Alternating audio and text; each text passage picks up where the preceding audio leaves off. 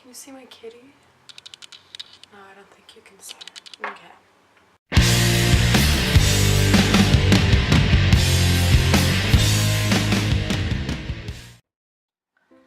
Sup YouTube, you're watching Rainbow Rocks. After some deliberation, I'm calling today's makeup look the anti-holiday look just because the holidays are upon us. And this is definitely like more of a winter themed look and not so much a holiday look in my opinion. But I also think it's really good for, you know, like New Year's or whatever. So for whatever reason, if you want to be a rebel to the season, whether it's because you're bitter about the holidays like me, or you just hate red and green and gold and glitter, this is the look for you.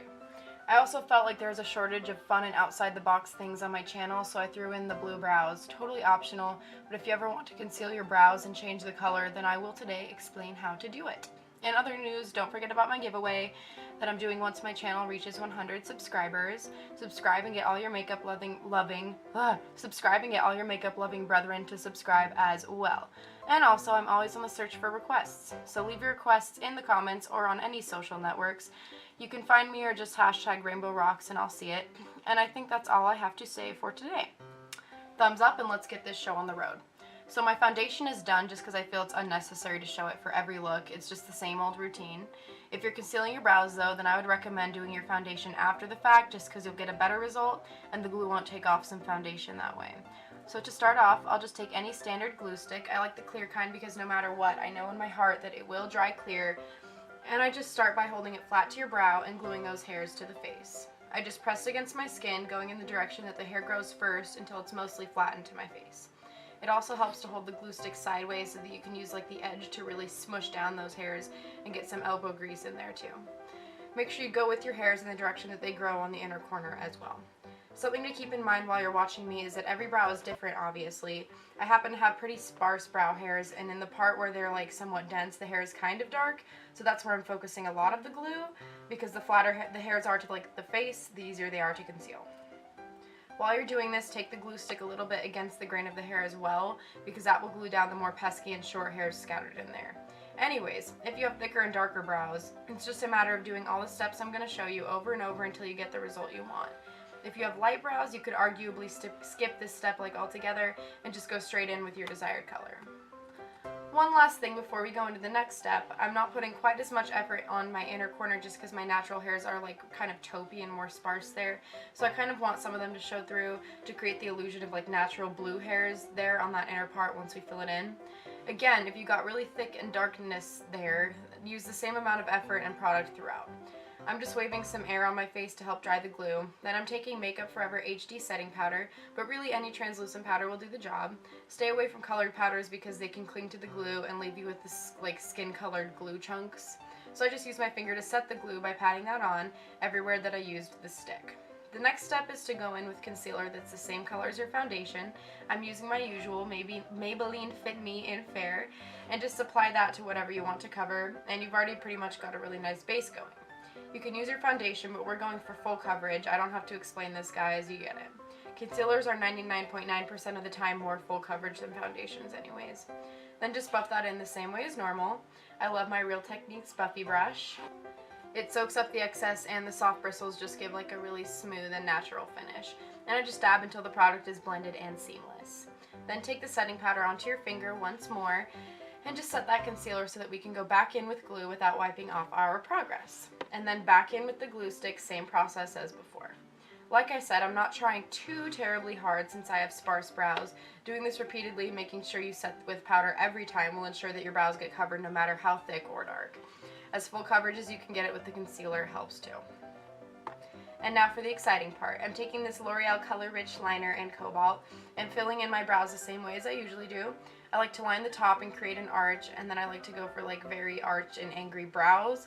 So I do this by lining the bottom, making sure the arch is in the shape I want and ready to later become a tail. And then using a light hand to make the inner part of the brow a nice light blue so we can get my beloved ombre effect.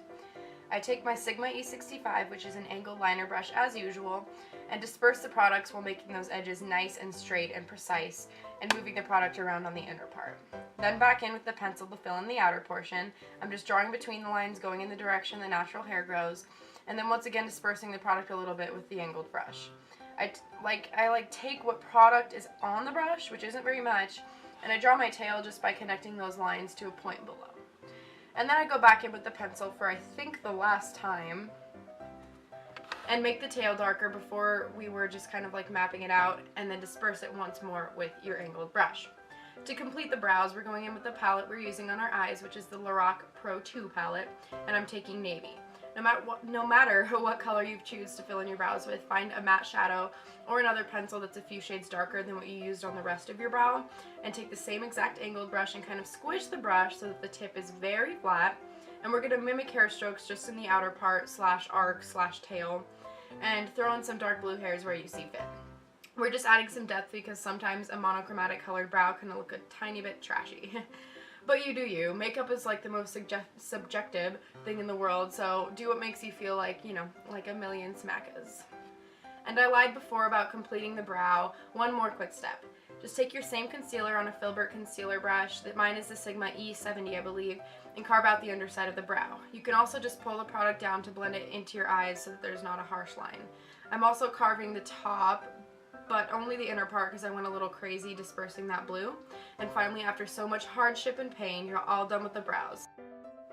I'm just using an eye primer today. This is the Smashbox Photo Finish Primer, and just taking a little bit and spreading that onto my lids and crease using the warmth from my fingers so that it heats and melts into the skin. Back to the Lorac palette, I'm taking Cool Gray, which does have a little bit of brownness to it that will make it an even better transition shade for this look than it already was. I would say it's a gray with some taupe in it.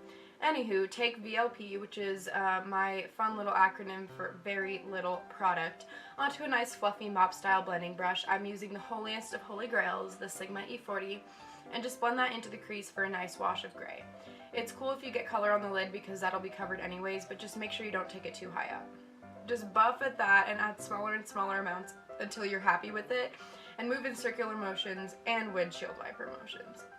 Next, take the color Navy, that's the one we used on the brows, onto your favorite packing brush. Mine is the Sigma E55, and take a super small amount of the color. We don't want this to be intense bam in your face dark navy, we want a light wash of a muted blue. So start packing that closest to the lash line. The end goal here is that we have a concentrated color in the middle that we can spread around the whole lid. And that's just what I'm doing. I'm using the flat side of the brush as well as the fluffy end of the brush to move the product around and fill in my entire lid up to the crease. Then I'm just taking the Sigma E40 again to blend cool gray and navy together so that everything's all diffused and ready for dark shadow. But before that, I'm going to pack on a little bit more blue. Same exact steps as before, but sometimes blending matte shadows out can make them appear a little bit patchy, so we're just keeping that pigmentation alive. And then same exact step again, blend everything with a soft and nice brush. Now I'm taking Charcoal from the palette, which is a gray shadow, cool in tone, just a few steps above black really, it's super dark. And I'm just taking a small amount onto a pencil brush. This one is the Sigma E30. I'm just placing that right into my crease and blending it all the way in. The nice thing about the pencil brush is that it can place color precisely, but it can also blend the color really well too. So I just start the brush where I want the most color deposit, aka pigmentation, which is right in that outer corner of the crease, which is where usually the most dimension should naturally be. And I just carefully place it, not making any sudden movements, and I work it side to side. Once it's all said and done, you should have blended that outer corner where it's darkest so that it fades into cool gray, and you should also have a nice wash of a darker gray throughout the whole crease that also diffuses into the transition shade. And that's it for the top eyeshadow. Now I'll just line my eyes with my Inglot 77 gel liner, my favorite. And like I've said previously, I'm going to make a tutorial on gel liner for hooded lids that goes in depth. But for now I just draw a small wing because I'm not really like a big wing person. And then I connect it to the lid and basically tightline the lash line as well as the upper waterline. And I'm going to take mascara with my Avon Superextend Extreme, just making sure to hit every single lash so that when I glue on falsies underneath, they have a thick dark hair to adhere to. And I'm going in with my Eyelure 145s, which are a nice spiky dramatic lash, and gluing them underneath. The key is to keep your eye wide open and ensure that they are stuck to the inner and outer parts, otherwise they can cloud your vision and put a damper on your day. I'm kind of gluing them on as far to the outer corner as I can so that the lashes really stick up there and look a little bit like edgy and pretty rad. And that's optional, obviously. You can just put them on the normal way. And next I'm using my same concealer, which is the Maybelline FitMe, and I'm concealing my under eyes. This concealer does match my skin tone. I'm not a huge fan of strong under eye highlights. It's just a trend I never really took to. And once that's all blended and set, take charcoal again on the same pencil brush, and I'm just placing that on the outer half of my bottom lash line. Blend it a little bit, but don't worry about trying too hard because we will blend it more in a second. Just make sure it connects to the shadow from the top on the outer corner, and make sure it fills the space under your eye that can sometimes form when you put shadow on that bottom lash line. I'm taking this down somewhat far because I want a lot of drama and a little bit of gothiness, but you can keep this smaller, that will look awesome too. You do you. And once you're happy with the color payoff on that outer half, dust off the pencil brush and pick up navy again and fill the inner half with that. Same exact spiel as the outer half, place the color and fill it up all the way to the inner corner, and make sure it fades into the charcoal on the outer half. Also, make sure it fills right up to the bottom lash line. And to finish off the whole thing, you should be able to dust off that brush and take Cool Gray, which is the transition shade we started with. And I'm saying this because before you should have only taken a small amount of shadow, which is all you need, and now you should be able to manage putting a lighter color on the same brush. Anyways, dust this underneath charcoal and navy on the bottom lash line all the way across, just to blend out and smoke out and diffuse those colors so the whole thing is sultry and artisanal. Same as the upper crease, just use back and forth motions until harsh lines are obliterated. And now that we're done with the dark shadows, let's go to our light and shimmery ones.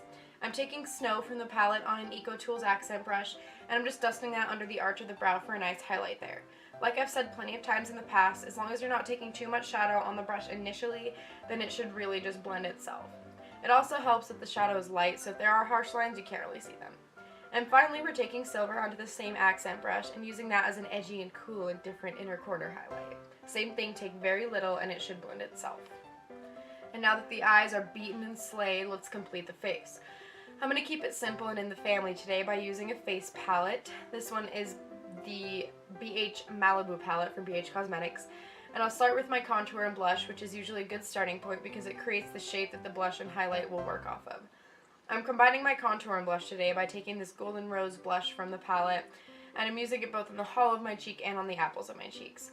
I'm doing this for several reasons. One, because I want this to look to be predominantly cool in tone, and contour usually automatically includes a little bit of bronze, which would warm it up, and that's not what we want. Secondly, because this is one of those where we pretty much solely want focus on eyes and brows, and contouring will further take away from that. And third, I just wanted to keep this tutorial nice and simple. So anywho, take that onto a fluffy brush or a contour brush of your choosing. I choose the Sigma F50, which is the large duo fiber, and it will be ideal for really making this powder look diffused and natural. I'm just going to swirl it into my cheekbones and onto my apples and hollows and all of that. Don't take it too low or high. That's when you start to get that effect of the sides of your face and that looks basic as heck. Then take the shimmery highlight shade in the palette, and I'm just using this Mary Kay brush to dust this into the usual places that I highlight. Like with everything else, avoid choosing a highlight shade with warmth or gold. I'm not sure what happened here, but we are not done with the eyes. If you have a creamy and pigmented gray eyeliner, take that. Mine is Smoky Gray Glimmersticks from Avon, and line the waterline. Pretty simple. The important thing is to make sure you really nudge that liner between all your lower lashes so it makes the waterline really pop and makes those gorgeous eyes huge. But really that part of the waterline where it meets your lashes is the most visible part, and therefore really focusing on it is going to make your eyes appear huge because that line will be so clear.